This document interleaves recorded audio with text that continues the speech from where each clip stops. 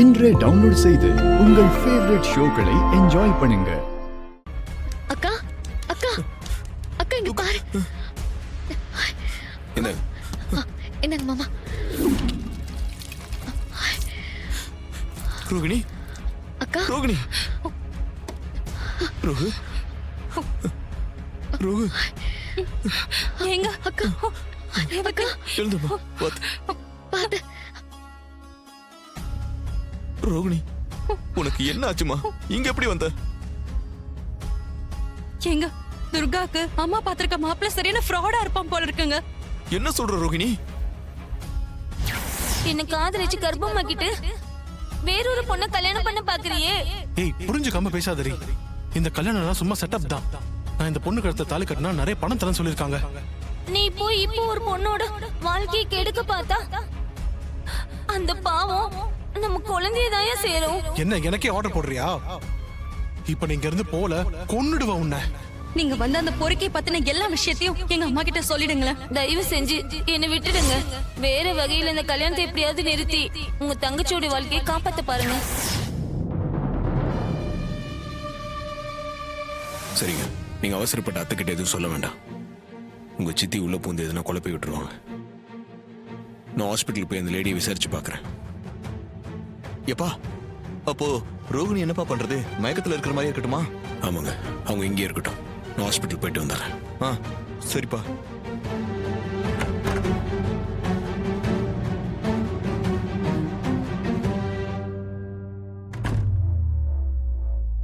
ரோகு, உன்னை காணாம நான் ரொம்ப பயந்து போயிட்டேன் ரோகு. இப்பதான் எனக்கு மூச்சே வருது. அக்கா, நீ மயக்கத்துல இருக்கிற மாதிரியே நடிச்சிட்டு அப்பதான் சித்திக்கு டவுட் வராது. சரிடி. ரோகிணி, இந்த போனை வச்சுக்க. ஏதாவது அவசரமா இருந்தா எனக்கு கால் பண்ணு. சரியா? பார்த்து பத்திரமா இரு. ரவதி, போலாம். அந்த டிரைவர் பையன் அந்த வசந்தாவை கூட்டிட்டு வர ஹாஸ்பிடலுக்கு போயிட்டு இருக்கான். அவன் கையில அந்த வசந்தா கிடைக்க கூடாது. நீங்க ஆளை வச்சு எப்படியாவது அந்த பொண்ணை தூக்கிடுங்க. சரி சந்திரா, நான் உடனே பண்றேன். இங்க பாருங்க, டிலே பண்ணாம சீக்கிரமா பண்ணுங்க. இல்லன்னா அந்த மாப்பிள்ளை குடும்பத்தோட சேர்ந்து நாமளும் மாட்டிக்குவோம். நான் பாத்துக்கிறேன் சந்திரா, நீ கவலைப்படாத. சரியா? ஐயோ, என்னாச்சு தெரியலையே கடவுளே. டாக்டர், சண்முகத்துக்கு ஆபரேஷன் நல்லபடியா முடிஞ்சிருச்சா? அவர் நல்லா இருக்காரா? ஆபரேஷன் பண்ணி அவர் உடம்புல இருந்த குண்டை எடுத்துட்டோம். ஆனா அவருக்கு இன்னும் சுயநினைவு திரும்பல. 24 மணி நேரம் கழிச்சுதான் எதையும் சொல்ல முடியும். என்ன டாக்டர் இப்படி சொல்றீங்க? அவருக்கு நினைவு வருமா வராதா? எதையும் இப்ப சொல்ல முடியாதுமா. கொஞ்சம் வெயிட் பண்ணி பாப்போம். ஓகே?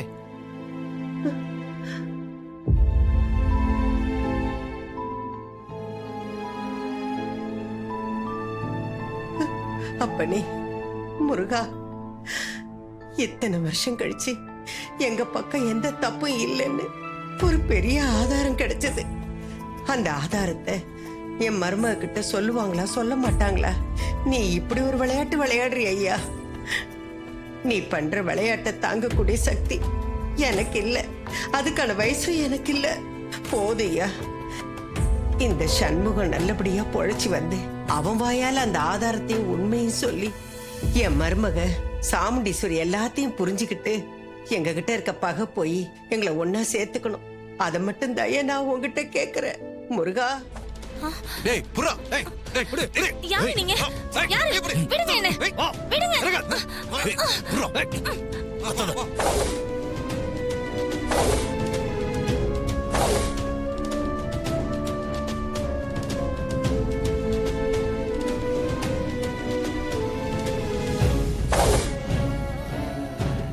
ஏய், மாடினா.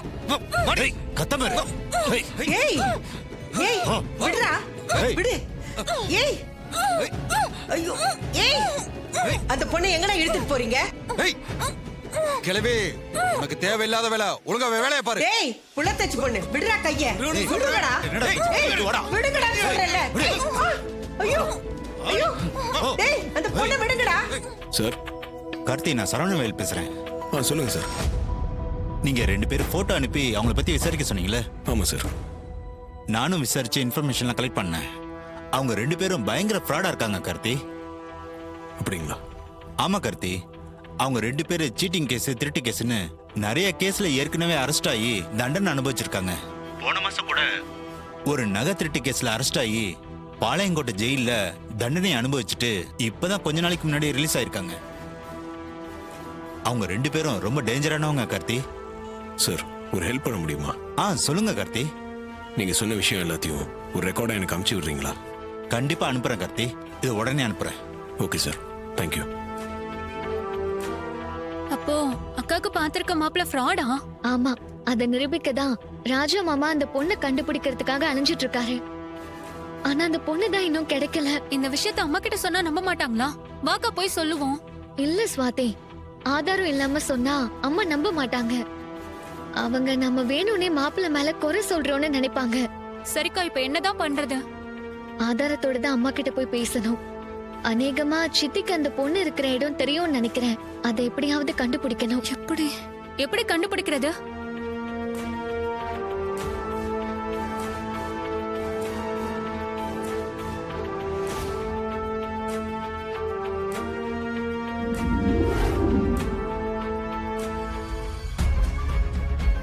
நீ தானே பார்க்க வந்தியா?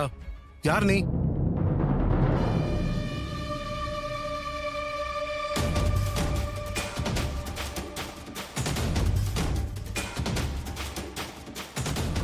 என்ன தெரியலையா?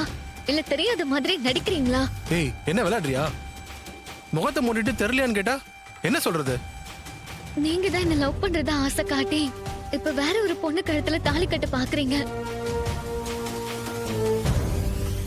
மரியாதையா என்னோட வந்து என்ன கல்யாணம் பண்ணிட்டு குடும்பம் நடத்த பாருங்க. இல்லன்னா இப்பவே போய் பொண்ணோட அம்மா கிட்ட எல்லா உண்மையும் சொல்லிட்டு இந்த கல்யாணத்தை நிறுத்திடுவேன். ஏய், அப்படிலாம் பண்ணிடாத. கொஞ்சம் வெயிட் பண்ணு, நான் வரேன்.